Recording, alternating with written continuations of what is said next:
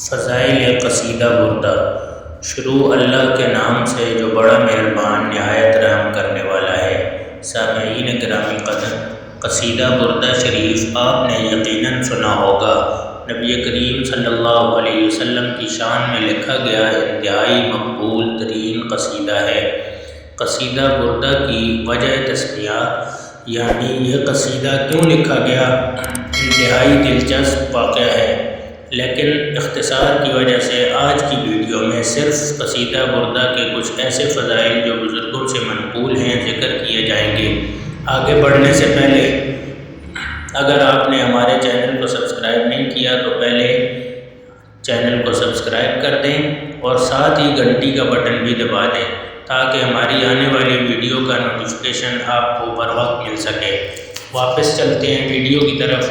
تو سامعین، قصیدہ بردہ کے بہت سے فضائل بزرگوں نے ذکر کیے ہیں، جن میں سے چیدہ فائدے ہم آپ کی خدمت میں پیش کرتے ہیں۔ نمبر 1، اگر کوئی شخص اپنی عمر میں اضافے کا خواہش مند ہو، یعنی وہ چاہتا ہو کہ لمبی عمر پائے، تو قصیدہ بردہ شریف کو 1000 مرتبہ پڑھ کے اللہ سے دعا کرے، انشاءاللہ اس کی مراد پوری ہوگی۔ نمبر 2، اگر کسی کے گھر کے معاشی حالات انتہائی بدتر ہیں اور نوبت فاقوں تک آ گئی ہے، قحط کی کیفیت ہے، تو قصیدہ بردہ کو 300 مرتبہ پڑھ کر دعا کی جائے۔ نمبر 3، اگر کوئی اپنے مال میں برکت چاہتا ہے تو اس قصیدہ کو 700 مرتبہ پڑھے، انشاءاللہ مال میں برکت ہوگی۔ نمبر 4، اگر کسی کو بیٹے کی خواہش ہے تو روزانہ 116 مرتبہ پڑھے، انشاءاللہ فرزند ہوگا۔ نمبر 5، کسی کو دشمن سے خطرہ ہو تو دشمن کی ہلاکت کے لیے کسی پرانے قبرستان میں 40 دن تک روزانہ 41 مرتبہ قصیدہ کو پڑھنا مفید و مجرب ہے، لیکن غلط کام کے لیے اس عمل کو نہ کریں ورنہ نقصان بھی ہو سکتا ہے۔ نمبر 6، کسی شخص کو کوئی پریشانی لاحق ہو تو وہ 3 روزے رکھے اور روزانہ قصیدہ بردہ کو 21 مرتبہ پڑھے، انشاءاللہ تعالی تمام پریشانیاں دور ہوں گی۔ نمبر 7، کسی کا حافظہ کمزور ہو تو 7 دن تک روزانہ 1 مرتبہ پڑھ کے عرق کے گلاب پہ دم کرے، بہت فائدہ ہوگا۔ نمبر 8، اگر سفر میں روزانہ 1 مرتبہ قصیدہ کو پڑھ لیا جائے تو انشاءاللہ سفر کے مصائب و پریشانیوں سے حفاظت رہے گی۔ نمبر 9، کوئی شخص مقروض ہے تو قرض کی ادائیگی کے لیے 1000 بار پڑھنا مفید ہے۔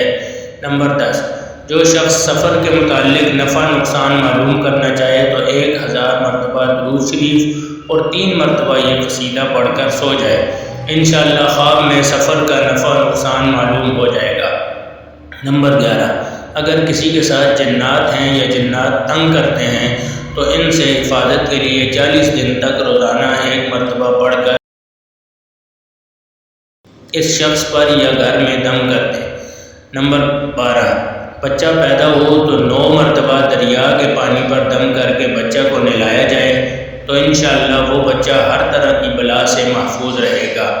نمبر 13، سہولت ولادت کے لیے 3 مرتبہ عرق گلاب پر دم کر کے پانی میں ملا کر عورت کو پلائیں اور تھوڑا سا کمر پر بھی مل دیں، انشاءاللہ بچے کی ولادت میں سہولت ہوگی۔ نمبر 14، کوئی شخص قید ہو اور رہائی نہ مل رہی ہو تو قیدی اس قصیدہ کو 3 مرتبہ روزانہ پڑھے تو جلد رہائی مل جائے گی۔ نمبر 15، کسی زمین میں فصل نہ ہوتی ہو تو بیج پر دم کر کے بوئے، انشاءاللہ زیادہ فصل ہوگی۔ نمبر 16، اگر کھیت میں مٹی دل آ جائے تو 7 مرتبہ مٹی پر دم کر کے وہ مٹی کھیت میں چھڑک دے، جہاں جہاں وہ مٹی پہنچے گی وہاں ٹڈی دل نقصان نہیں پہنچائے گی، انشاءاللہ۔ غرض اس قصیدہ کو کسی بھی مقصد کے لیے پڑھا جائے، انشاءاللہ وہ مقصد پورا ہوگا، لیکن خیال رہے کہ حلال کام کے لیے پڑھے، حرام اور ناجائز کام کے لیے پڑھنے سے بڑا نقصان ہو سکتا ہے۔ آج کی ویڈیو یہاں ختم ہوتی ہے، ملتے ہیں اگلی ویڈیو میں۔ اپنا بہت خیال رکھیے گا اور ہمیں بھی اپنی دعاؤں میں یاد رکھیے گا۔ اللہ حافظ۔